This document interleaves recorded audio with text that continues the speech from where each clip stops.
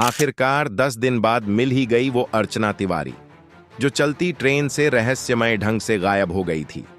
जी हां, वही अर्चना तिवारी जिसका केस पूरे देश को हिला गया था और जिसे 8 अगस्त से पुलिस लगातार ढूंढ रही थी। अब सामने आया है एक बड़ा खुलासा। दावा किया जा रहा है कि अर्चना तिवारी सुरक्षित मिल चुकी है, लेकिन सबसे बड़ा सवाल यही है कि आखिर इतने दिनों तक अर्चना कहां रही, किसके साथ रही? क्या उसे किसी ने किडनैप कर लिया था या फिर वह खुद अपनी मर्जी से किसी के साथ चली गई थी? और अब आखिरकार वह कहां मिली?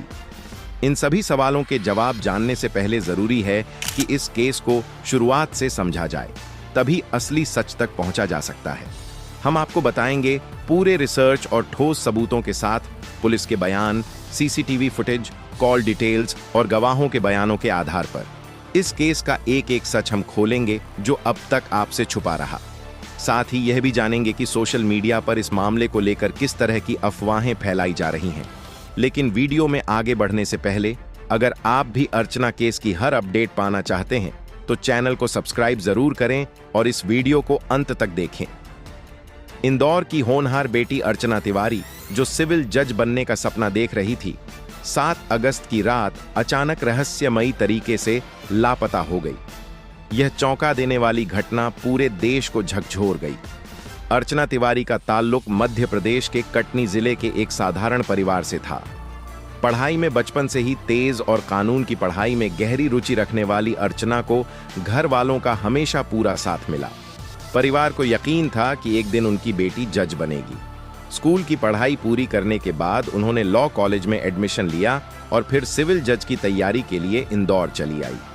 यहाँ वह सत्कार गर्ल्स हॉस्टल में रहती थी, एक ऐसी जगह जहाँ कई लड़कियाँ यूपीएसएससी, पीएसएससी और जुडिशरी की तैयारी करती हैं। 7 अगस्त 2025 से रक्षाबंधन का दिन नजदीक था। भाई की कलाई पर राखी बांधने और घर जाने की खुशी उनके चेहरे पर साफ झलक रही थी। सुबह से ही उन्होंने पैकिंग पूरी कर ली थी। राखियां, बच्चों के लिए गिफ्ट, कपड़े, सब कुछ बैग में रखा।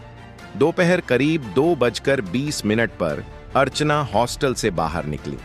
सीसीटीवी कैमरे में वह आखिरी बार दिखाई दी। कंधे पर बैग, हाथ में छोटा पैकेट और चेहरे पर हल्की मुस्कान। हॉस्टल रजिस्टर में उन्होंने लिखा था कि 15 अगस्त तक वापस लौट आऊंगी। इसके बाद वह सीधा इंदौर रेलवे स्टेशन पहुंची। उनकी ticket Indore Bilaspur Narmada express train number 12323 की थी। कोच भीतरी, सीट नंबर 3। शाम 4:10 पर ट्रेन रवाना हुई और सफर शुरू हो गया। रात करीब 10:16 पर अर्चना ने मां को फोन किया। उन्होंने कहा, मम्मी, मैं भोपाल के पास हूं, ट्रेन टाइम से चल रही है, तय समय पर पहुंच जाऊंगी, आप पापा को स्टेशन भेज देना। मां ने कहा, ठीक है बेटा, लेकिन ध्यान से आना, अकेली सफर कर रही हो। अर्चना मुस्कुराकर बोली, आप चिंता मत करना, डिब्बे में सब ठीक है, मेरी सीट पर बैग रखा है, राखी और गिफ्ट भी साथ हैं। मां ने जवाब दिया, ठीक है, जल्दी आ जाना, सब तुम्हारा इंतजार कर रहे हैं। कुछ देर बाद कॉल खत्म हुई और यहीं से कहानी ने लिया एक रहस्यमयी मोड़। यही कॉल उनकी आखिरी कॉल थी। इसके बाद उनका फोन अचानक स्विच ऑफ हो गया। अगली सुबह 6:50 पर जब ट्रेन कटनी साउथ स्टेशन पहुंची, परिवार पहले से ही स्टेशन पर इंतजार कर रहा था, लेकिन अर्चना वहां नहीं थी। सबने सोचा शायद अगले स्टेशन पर उतरी होंगी, मगर उमरिया स्टेशन पर भी उनका कोई पता नहीं चला। रिश्तेदार ट्रेन में चढ़े और उनकी सीट तक पहुंचे। वहां उनका बैग रखा मिला, जिसमें राखियां, गिफ्ट और कपड़े सुरक्षित थे। बैग बिल्कुल सही हालत में था, लेकिन अर्चना कहीं दिखाई नहीं दी। चलती ट्रेन से आखिर वह अचानक कहां गायब हो गई? क्या उन्होंने खुद उतरने की कोशिश की? क्या किसी ने उन्हें जबरन उतार लिया? या ट्रेन के भीतर ही उनके साथ कुछ हुआ? यह बन गया सबसे बड़ा रहस्य। परिवार ने तुरंत पुलिस को सूचना दी। जीआरपी और एसडीआरएफ की टीमें लगीं। रेलवे ट्रैक, नजदीकी गांव, स्टेशन, हर जगह तलाशी शुरू हुई। ट्रेन के रूट पर मौजूद हर स्टेशन का सीसीटीवी फुटेज खंगाला गया। कॉल डिटेल्स की जांच भी हुई। पुलिस ने सबसे पहले हॉस्टल के बाहर का सीसीटीवी देखा। जिसमें वह एक कार से उतरती नजर आईं। यानी ट्रेन पकड़ने से पहले उन्होंने किसी गाड़ी का सफर किया था। ट्रेन यात्रा के दौरान भी एक अहम फुटेज सामने आया, रानी कमलापति स्टेशन भोपाल का, जहां अर्चना ट्रेन से उतरते हुए साफ दिखाई दी, लेकिन इसके बाद मानो वह हवा में गायब हो गईं। भोपाल के बाद न ट्रेन में और न ही किसी स्टेशन पर उनका कोई फुटेज मिला। ट्रेन के भीतर यात्रा कर रहे कई यात्रियों से पुलिस ने पूछताछ की। कुछ ने बताया कि भोपाल से पहले अर्चना अपनी सीट पर थीं, लेकिन जैसे ही ट्रेन भोपाल से रवाना हुई, किसी ने उन्हें नहीं देखा। उनकी सीट के बगल में बैठे एक यात्री ने अलग ही कहानी बताई। उसके अनुसार रात करीब 1:11 पर अर्चना उठकर सीधे टॉयलेट की ओर गईं।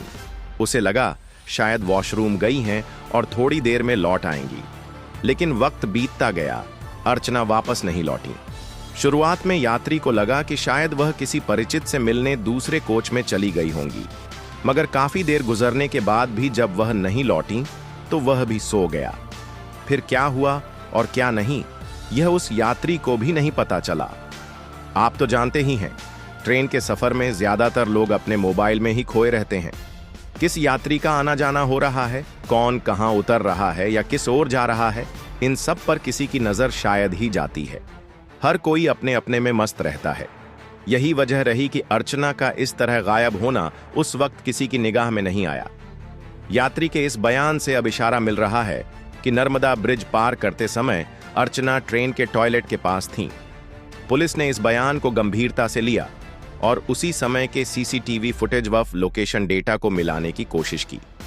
जांच से साफ हुआ कि अर्चना का मोबाइल उसी वक्त बंद हुआ था और उसकी आखिरी लोकेशन नर्मदा ब्रिज के आसपास की थी। कुछ लोगों का कहना है कि वह खुद नदी में गिर गई, तो कुछ का मानना है कि उसे धक्का दिया गया। लेकिन सच क्या है, इसकी अभी तक कोई आधिकारिक पुष्टि नहीं हुई।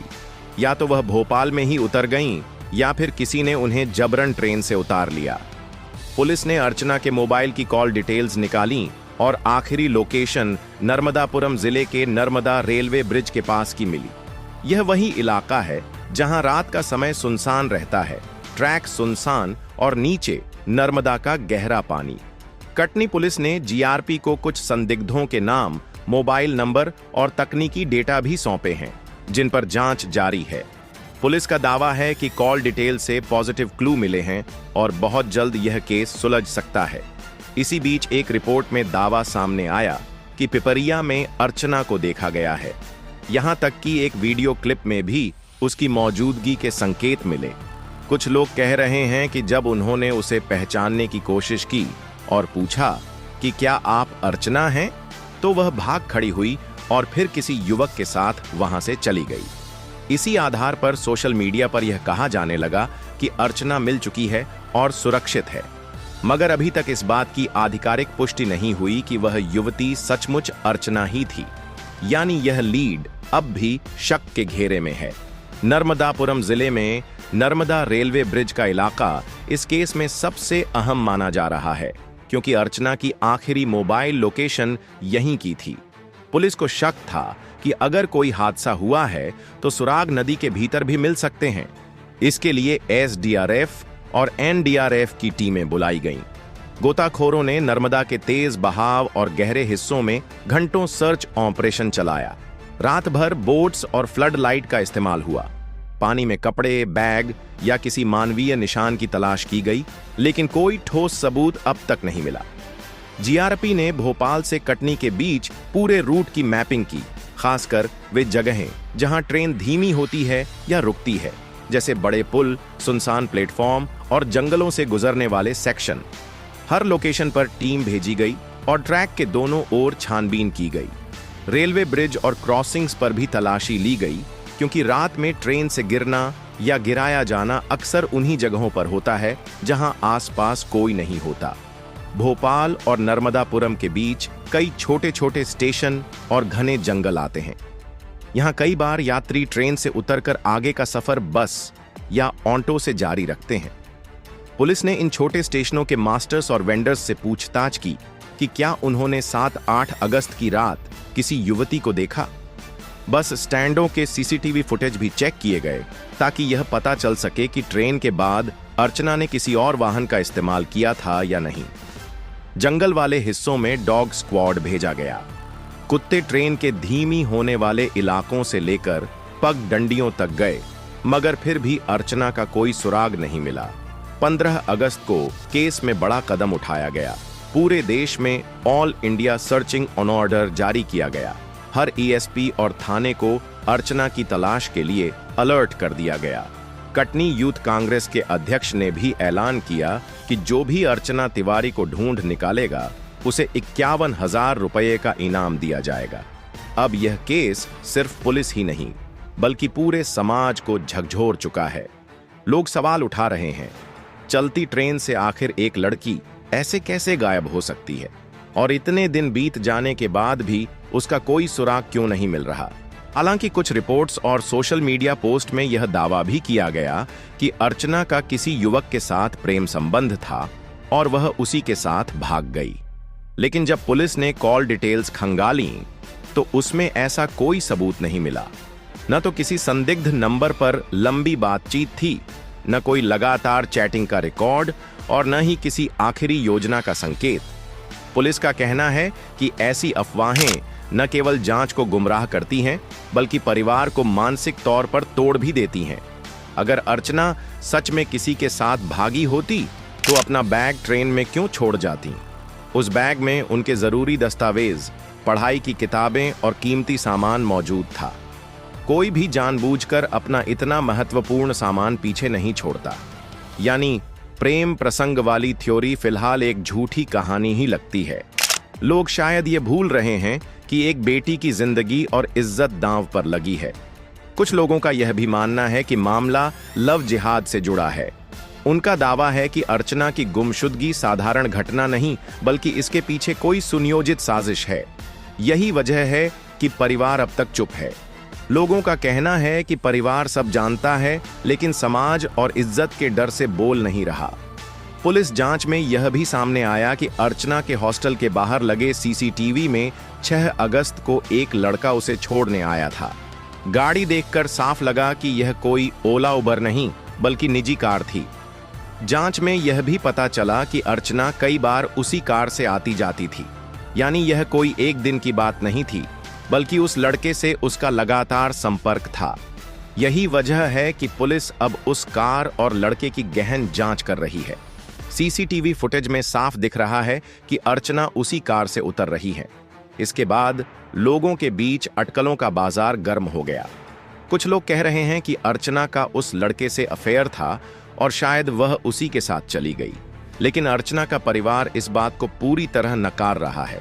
उनका कहना है कि अर्चना ऐसा कदम कभी नहीं उठा सकती, यह जरूर कोई साजिश है। पुलिस अब गाड़ी के नंबर से मालिक की पहचान करने में जुटी है और हर सुराग को खंगाल रही है। वहीं परिवार बेहद परेशान है।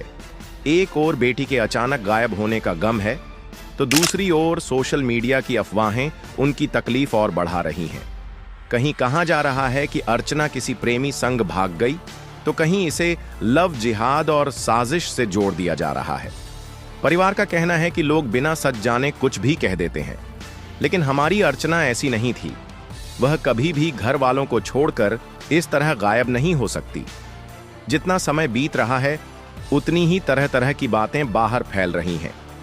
इसी वजह से मामला और उलझता जा रहा है। असली सुरागों से ज्यादा अफवाहें तैर रही हैं। कुछ लोग अर्चना के पक्ष में हैं तो कुछ उसके खिलाफ। अब स्थिति ऐसी हो गई है कि मामला 2 हिस्सों में बंट चुका है। एक पक्ष कहता है कि अर्चना निर्दोष है और उसके साथ कोई साजिश हुई है। दूसरा पक्ष उसे ही शक की नजर से देख रहा है। जहां एक और लोग उसके लिए न्याय की मांग कर रहे हैं, वहीं दूसरी तरफ कुछ लोग उसे दोषी ठहराने पर आमादा हैं। ऐसे कठिन समय में हमें एकजुट होकर पुलिस की जांच पर भरोसा करना चाहिए और उनकी तलाश में हर संभव सहयोग देना चाहिए। अर्चना की तस्वीर और जानकारी ज्यादा से ज्यादा लोगों तक पहुंचाएं। किसी भी छोटे या बड़े सुराग को तुरंत पुलिस के साथ साझा करें और सबसे अहम बात, बिना पुष्टि के फैलाई जाने वाली अफवाहों से पूरी तरह दूर रहे। यही जिम्मेदारी हम सब की है। इस केस पर आपकी क्या राय है, हमें कमेंट में जरूर बताइए। इस वीडियो को जितना हो सके शेयर करें और केस से जुड़ी हर अपडेट पाने के लिए चैनल को सब्सक्राइब करना न भूलें।